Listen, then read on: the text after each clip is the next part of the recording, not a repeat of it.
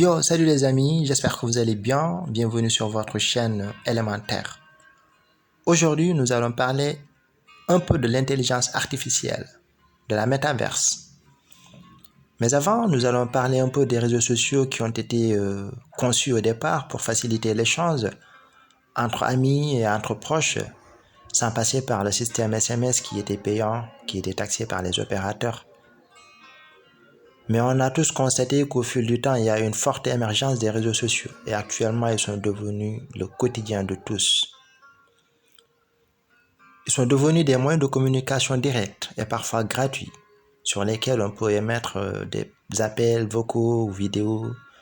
Sur d'autres applications, on peut y laisser des vidéos, partager du contenu et maintenant, ce sont des sites de commerce en ligne et plein d'autres fonctionnalités qui y sont intégrées, telles que les jeux en ligne, les jeux vidéo, des jeux de fantasy, du gaming, etc.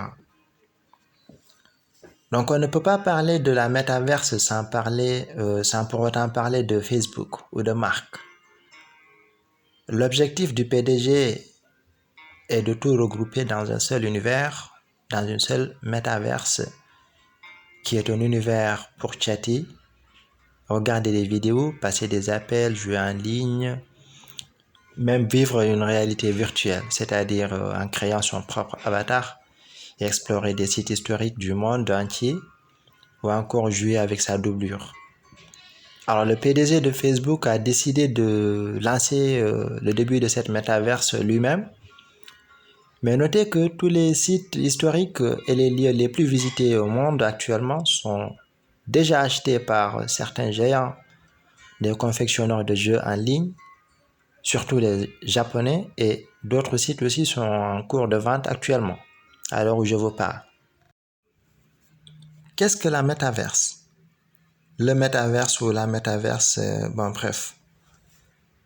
La métaverse, contrairement à la réalité dans laquelle nous vivons, qui est une réalité matérielle ou encore physique qui est perceptible, c'est-à-dire qu'on peut toucher ou voir.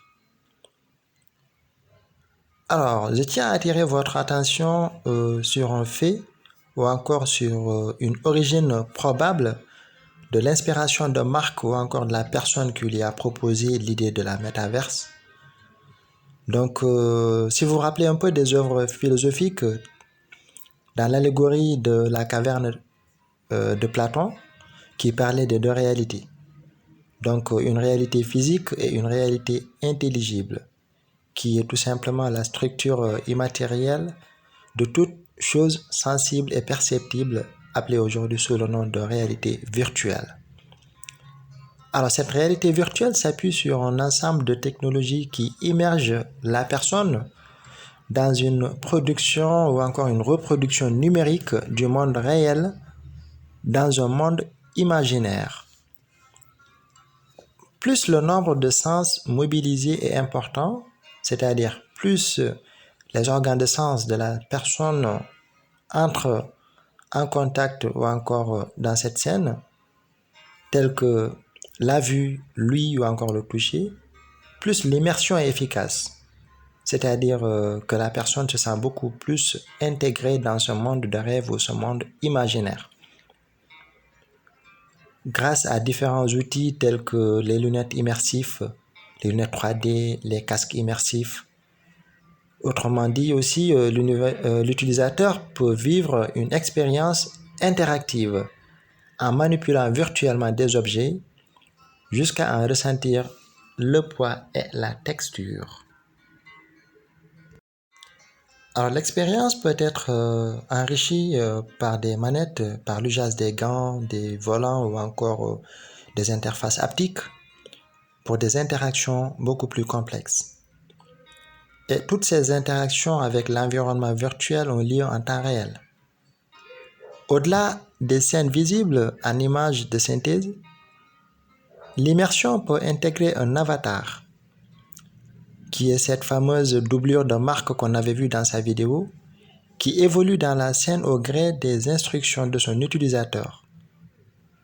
Et actuellement, je peux dire que 99% de ceux qui utilisent Facebook ont déjà leur avatar créé. Pour vous confirmer cela, nombreux sont ceux d'entre nous, ou encore d'entre vous qui arrivent à avoir des suggestions, de prendre des photos, de les transformer en avatar ou des croquis, soit sur Facebook ou sur d'autres applications. Donc, je peux dire que tout le monde est déjà dans la matrice. Et le but, c'est de nous rendre tous dépendants.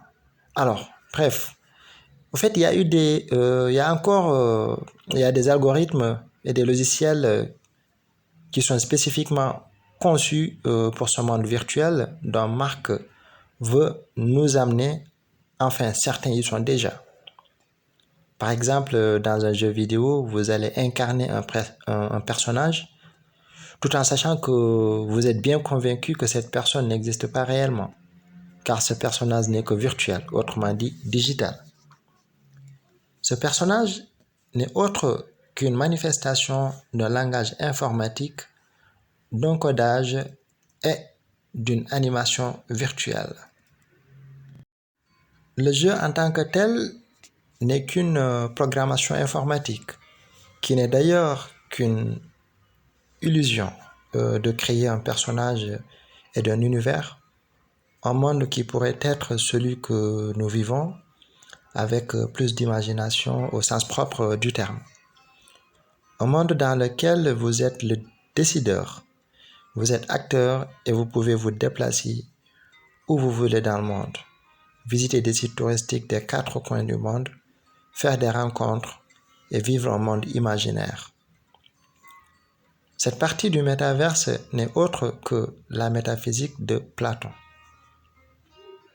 La métaverse, au-delà de la réalité virtuelle, regroupe aussi la vie de communauté, un partage de contenu, le e-commerce, un univers qui pourrait accepter les monnaies virtuelles telles que les bitcoins, les ethers, les litecoins et autres, et peut-être un site d'hébergement de vidéos prochainement. Aujourd'hui, la technologie va un peu plus loin et on parle de réalité augmentée et de réalité mixte où vous pourrez interagir avec les objets virtuels. Là, ce sera vraiment un monde où l'on sera fou. Excusez-moi du terme. C'est beau l'innovation technologique, mais à ce point, les relations interhumaines disparaîtront à jamais. Chacun s'occupera de soi-même et se suffira tout seul. Et on sera tous dans la matrice contrôlée et guidée selon nos émotions. Feriez-vous partie de cette métaverse?